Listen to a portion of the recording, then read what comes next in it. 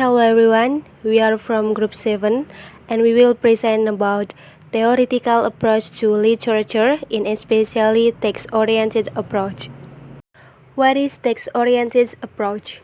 The text-oriented approach is primarily concerned with questions of the materiality of text, including editions of manuscripts, analysis of language and style, and the formal structures of literary work. It means so many of the modern schools and methodologies in literary criticism adhere to text-oriented approaches and thereby indirectly continue to apply mechanisms rooted in the above-mentioned primordial textual sciences of religion, legal practice, and definitions.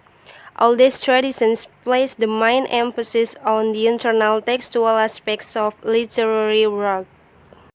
The contents of text-oriented approach are philology, rhetoric, formalisms and structuralisms, and new criticism, semiotics, and deconstructions. The next is philology. In literary criticisms, the term philology generally denotes approaches which center around editorial problems and the reconstructions of text. Philology, which experienced its heyday in the Renaissance with the rediscovery of ancient authors, the inventions of the printing press, and the search for correct editions of text, remained one of the dominant schools into the 19th century. Informed by the rise of modern science, these philological approaches try to incorporate advanced empirical methodologies into the study of literature. And next, rhetoric and stylistic. What is rhetoric? Rhetoric comes from English rhetoric, which means the science of speech. In this development, rhetoric is called the art of public speaking or speech. To create the desired impression, rhetoric is a style art of good speech that is achieved based on natural talents and technical skills. In addition to traditional editorial problems, today, text-oriented schools focus primarily on aspects of form, textual and narrative structure, point of view, plot patterns, and style, rhetorical figure, choice of word or diction, syntax, and matter. Together with theology and grammar, rhetoric remained the dominant textual discipline for almost 2,000 years.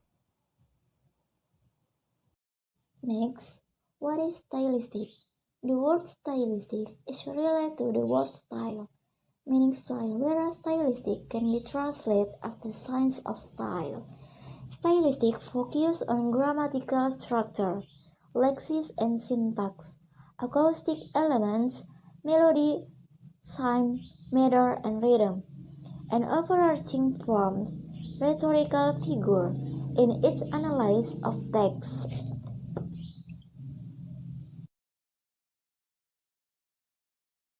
Next, what is stylistic? The word stylistic is related to the word style, meaning style, whereas stylistic can be translated as the science of style. Stylistic focuses on grammatical structure, lexis and syntax, acoustic elements, melody, rhyme, meter, and rhythm, and overarching forms, rhetorical figure, in its analysis of text. Next, formalism and structuralism. Formalism refers to the critical tendency that appeared during the first half of the 20th century and is devoted to its attention to concentrating on literature formal structures in an objective manner. And next, what is structuralism?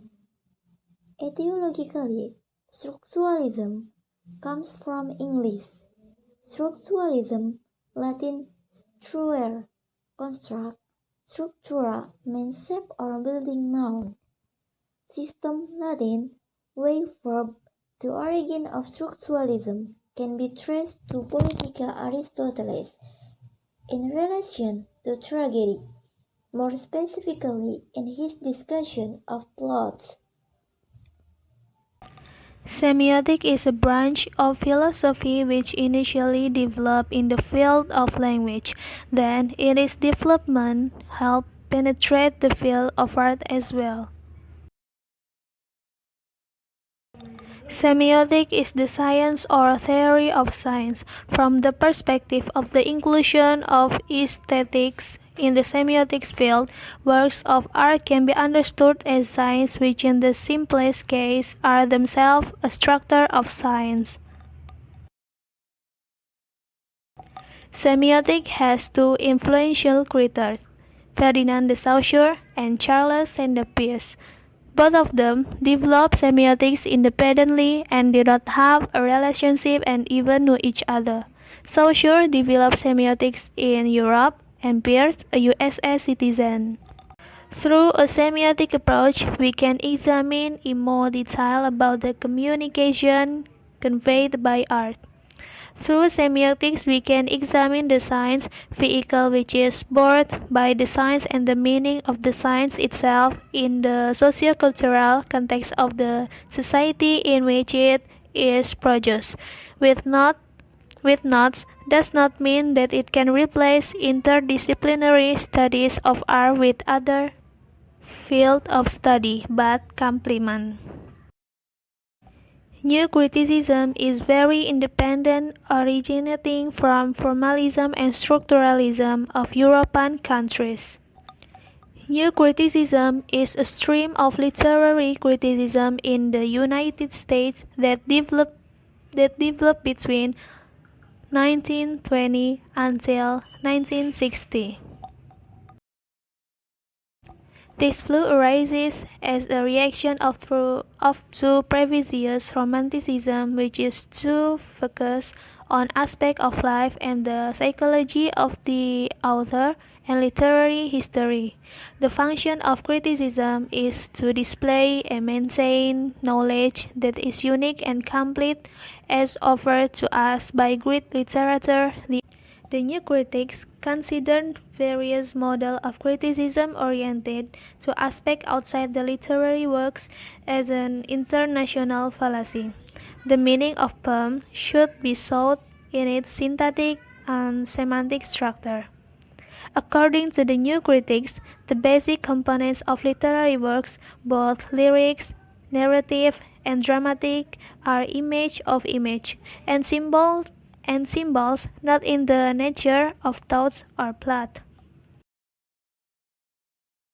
Even so, the views of the new critics put too much priority on poetry than other types of literary works, causing their literary theories to be seen as incomplete. And well, because the new critics who emphasize poetry as a literary work, the flow of literary criticism that has developed rapidly over the past 2 decades in American is more and more followed by academics and students, eventually used by Afro-Americans or citizens Black American or Negro to realize the ideals of equality and freedom for Black who still experience a lot of social discrimination. Not surprisingly, later emerged poets, writers, and writers of Afro-American descent who were very influential in his day, such as William Edward Burgess Du Bois, James Langston Hughes, Connie Cullen, and